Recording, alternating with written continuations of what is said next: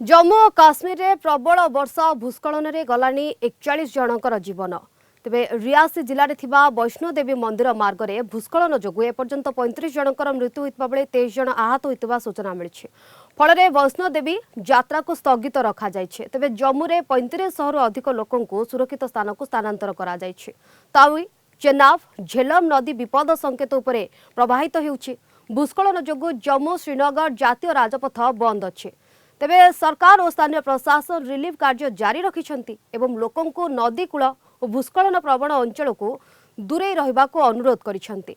अनेक लोकों को सुरक्षित स्थान को पठाइबा बेले सेमानंकु खाद्य सामग्री जोगाई दिया जाइछे।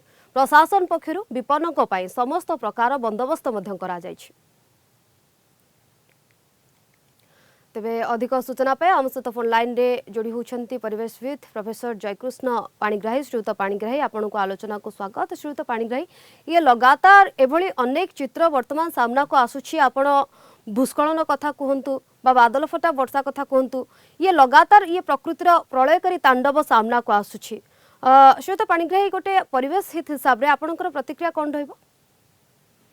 देखु समग्र हिमालय अंचल रे वर्तमान अगस्त मास आरंभ एपर्यंत आम विभिन्न अंचल ए प्रकार प्राकृतिक विपर्य देखी आसुचे। चलित वर्ष विशेष भाव में भयंकर रूप धारण कर प्राकृतिक विपर्य केतबेले उत्तराखंड रे केतबेले हिमाचल प्रदेश केतबेले जम्मू काश्मीर एभली कि पाकिस्तान में मध्य अन्य पक्षरे अरुणाचल प्रदेश पर्यंत विभिन्न अंचल रे बादल फटा वर्षा होउछि एवं तार परिणाम रे फ्लैश फ्लड बा त्वरित बन्या अर्थात एभली भाव में सृष्टि होउछि जहाँ विभिन्न अंचल रे भयंकर रूप धारण करुछि। बहु क्षय क्षति घटुछि। निर्दिष्ट भाव में वर्तमान आम जो चित्र देखुचे जम्मू काश्मीर रे देखो दुईटी मुख्य प्रसंग ए जड़ित रही। गोटे हूँ विश्व स्तर में वर्तमान जलवायु परिवर्तन गोटे मुख्य आह्वान सृष्टि करुचे। तापमात्रा वृद्धि घटुची जो कि समुद्र अधिक परिमाण बाष्पीकरण प्रक्रिया होची, जलीय बाष्प सृष्टि होची एवं ए सब वायुमंडल को आसुची। मौसुम वायु जो प्रवाह होची तार परिणाम रे ए सब उत्तर दिगरे गति करी हिमालय संस्पर्श रे आसुचंती। हिमालय रे धक्का खाई जेहेतु बहुत उच्च पर्वत से सब ऊपर को उठी जाउछंती एवं आकाश रे बहु उच्च रे मेघ सृष्टि होउछि। जेतेबेले सेठी ठंडा परिस्थिति होउछि सेही समय हठात प्रबल मात्रा वर्षा होउछि।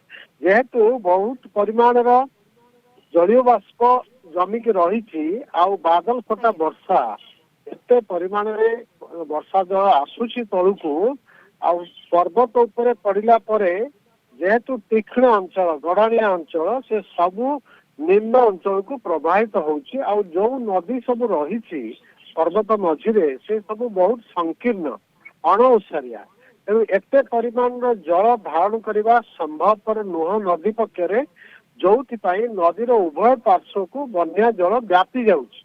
अन्य पक्षरे आम देखुचे नदीर उभय पार्श्व बहु संख्यार गृह निर्माण करा जाइछि। पर्यटन को वृद्धि करने लक्ष्य एठी लोक माने एते सब घर तैयारी करछंती नदी को लागी नदी पठा को लागी।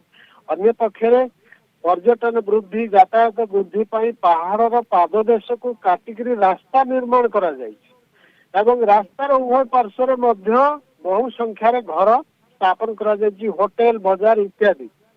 जेतेबेले एभली बादल फटा वर्षा होउछि एवं से सब जल निमिषकर तल अंचल को मारी आसुछि, नदी रे एते परिमाण जल धारण करने क्षमता नहीं। तेणु साधारणतः बन्या परिस्थिति सृष्टि होउछि एवं जेहेतु ऊपर मुंडरी एते परिमाण रे वर्षा होउछि से चाप सृष्टि करुछि। जो माटी पत्थर गछपत्र सबू मिसिक सम्मिलित भाव में तल अंचल को प्रभावित होउछि नदी मध्य को, जो कि आमे देखुचे कराल रूप घर भुशुड़ी पड़ुछि, बड़ बड़ उच्चा बिल्डिंग सब भुशुड़ी पड़ुछि एवं बहु संख्यार क्षयक्षति होउछि।